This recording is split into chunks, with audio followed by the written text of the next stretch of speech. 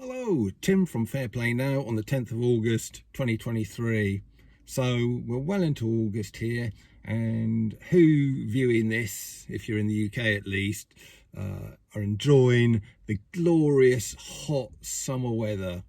Not hasn't been the best of summers so far, has it? Apart from June, but July and so far August, we've only seen temperatures of kind of mid to high teens, low 20s degrees Celsius, haven't we? And yet the numpties are going on about, it's not global warming or climate change, global boiling apparently now. That is how bad it is. That's how bad the global warming is currently.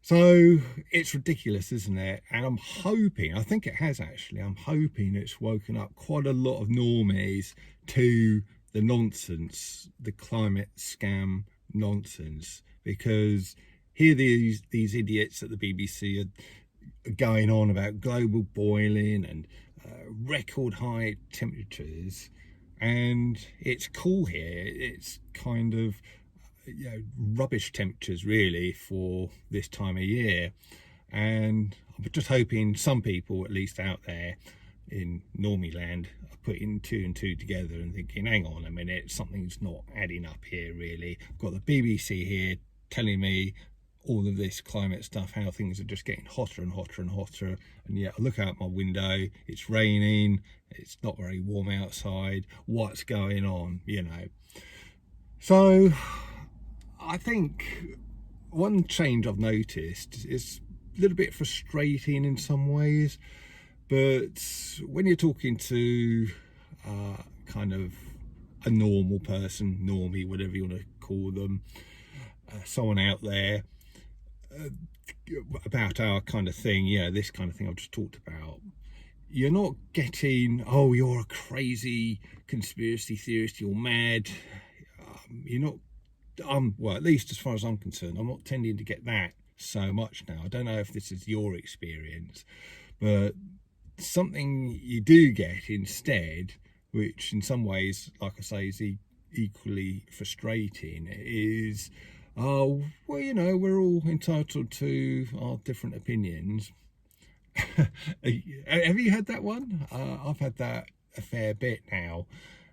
We're all entitled to our various different opinions, which is, in some ways is frustrating, because it's what we believe in and what we know. Well, it's not just believing, is it? It's what we know, because we've seen the hard evidence. It's not that what we think and what we're saying is an opinion. It's cold, hard fact. So when you hear that phrase from them, it is a bit frustrating. So I was watching Lee from Veritas Vincit, one of his latest videos, and he put it quite well.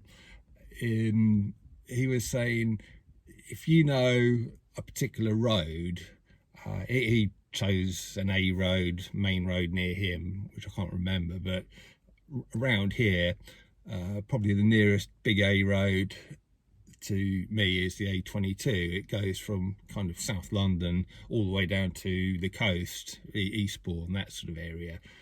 And if I went along to it, it's only about a mile away or so, and I turned right, I would be heading down towards Eastbourne.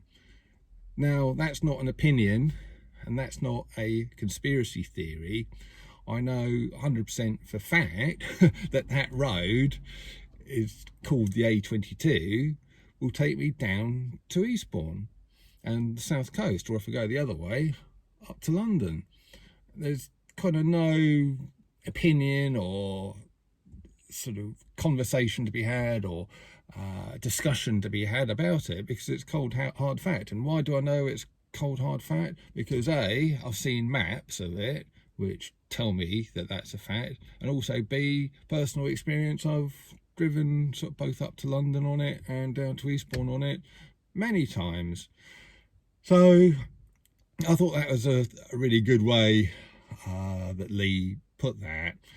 And also another thing, it's kind of a drawing I've seen of there's people in a rowing boat, and they can't see it because there's a bit of a bend in the river, but just around the bend is a massive great waterfall, like a Niagara Falls type waterfall.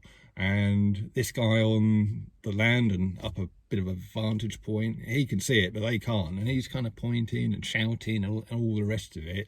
And someone in the boat are saying, oh, there's that crazy conspiracy theorist again. And you know, that's another way of putting it, isn't it? So it is a bit of a frustrating one, isn't it? Because we know what's going on, and it's not conspiracy theory, it's not an opinion, it's cold hard fact. Everything that I tend to talk about, everything from the lurgy and things that go in there, to things like 15-minute cities and the digital enslavement they have planned, that is all fact. I've looked into it endlessly, and I've seen so much credible evidence, that you just can't deny it. There's no denying it unless you're, well, in complete denial, I suppose, unless you're so divorced from reality and you got your sort of head so deep into the sand that you just don't want to look at the facts. You just rather listen to the comforting tones of the BBC and the mainstream media, sort of saying, that what they're telling you is fact, and it's all fact checked by their mates who are sort of paid by the same kind of people.